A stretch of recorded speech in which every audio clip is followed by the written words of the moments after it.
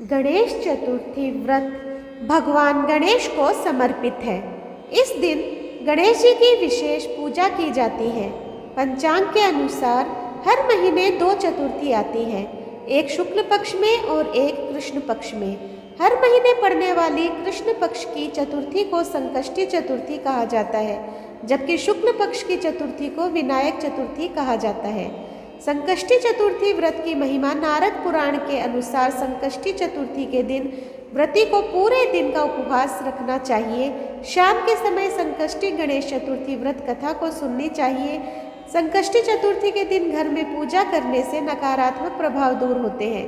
इतना ही नहीं, संकष्टी चतुर्थी का पूजा से घर में शांति बनी रहती है, घर की सारी परेशानियां दूर होती है।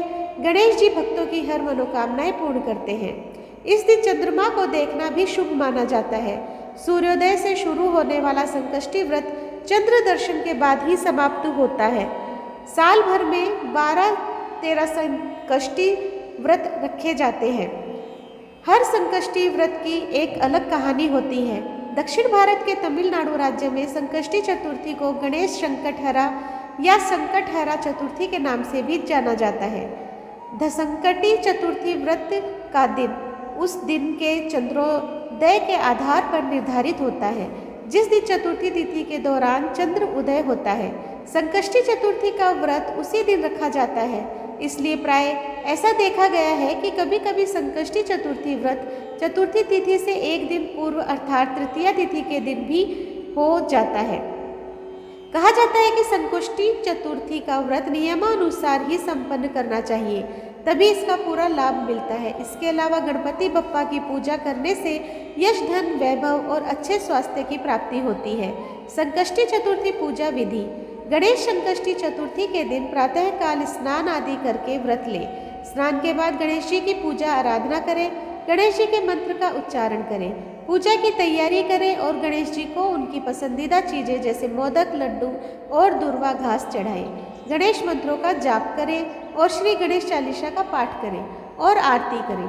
शाम को चंद्रोदय के बाद पूजा की जाती है। अगर बादल के चलते चंद्रमा नहीं दिखाई देता है तो पंचांग के हिसाब से चंद्रोदय के समय में पूजा कर ले। शाम की पूजा के लिए गणेश जी की मूर्ति के बाजू में दुर्वा जी की भी फोटो या मूर्ति रखें। दुर्गा जी की फोटो या मूर्ति भी रखें। इस दिन दुर्गा जी की पूजा बहुत जरूरी मानी जाती है।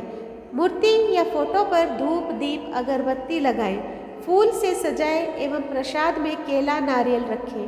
गणेश जी के लिए गणेश जी के प्रिय मोदक बनाकर रखें। इस दिन तिल या गुड़ के मोदक बनाए जाते हैं। गणेश जी के मंत्र का जाप करते हुए कुछ मिनट का ध्यान करें तथा कथा सुने और आरती करें और प्रार्थना करें। इसके बाद चंद्रमा की पूजा करें, उन्हें जल अर्पण कर फूल, चंदन, चावल चढ़ाएं। पूजा समाप्ति के बाद प्रसाद सबको वितरित किया जाता है, गरीबों को दान भी किया जाता है। विघ्नराज संकष्टी चतुर्थी की कथा।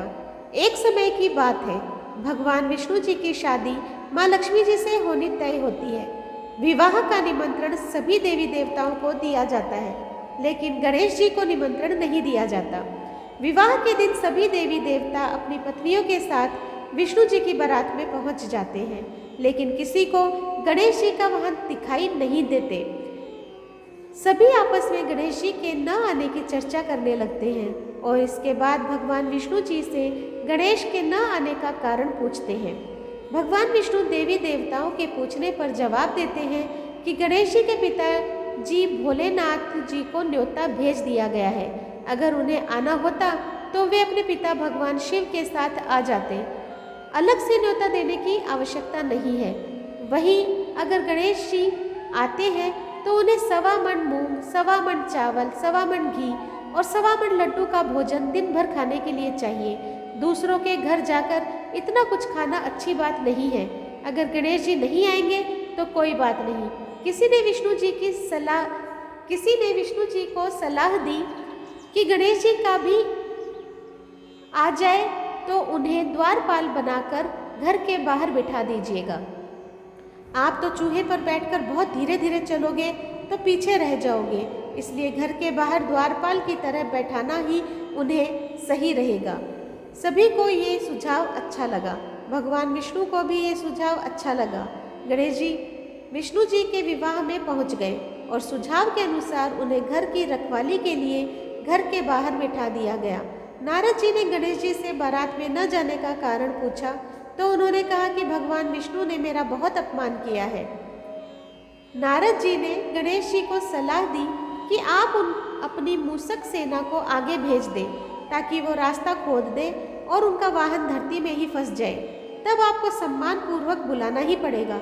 नारद जी की सलाह के अनुसार मूषक सेना ने धरती खोद और विष्णु जी का रथ उसी में फंस गया। लाख कोशिश के बाद भी तब उनका रथ नहीं निकला तो नारद जी ने कहा कि आपने गणेश जी का अपमान किया है। अगर उन्हें मना कर लाया जाए तो आपका कार्य सिद्ध हो सकता है। भगवान शिव ने अपने दूत नंदी को भेजा और वे गणेश जी को लेकर आए। गणेश जी का आदर सम्मान के साथ पूजन किया गया। तब रथ के पहिए निकले। पहिए निकलने के बाद देखा कि वे टूट फूट गए हैं। अब उन्हें कौन सही करेगा। पास में खेतों में खाती काम कर रहे थे, उन्हें बुलाया गया। उन्होंने श्री गणेशाय नमः कहकर गणेश जी की वंदना की। देखते ही देखते खाती ने सभी पहियों को ठीक कर दिया और देवता गणों को भी सलाह दी कि किसी भी कार्य से पहले गणेश जी की पूजा करने से कार्य में कोई संकट नहीं आता। गणेश जी का नाम लेते हुए विष्णु जी की बारात आगे बढ़ गई और लक्ष्मी माँ के साथ उनका विवाह संपन्न हो गया। तो दोस्तों, आज मैंने आप लोगों के सामने विघ्नराज संकष्टी चतुर्थी की कथा प्रस्तुत की है। आपको कैसी लगी मुझे कमेंट बॉक्स में ज़रूर बताइएगा। जो लोग मेरे चैनल पे नए हैं प्लीज़ सब्सक्राइब कर दीजिए, लाइक कीजिए और शेयर कीजिए अपने दोस्तों और परिवार में, और इसी तरह मेरा सहयोग करते रहें। धन्यवाद।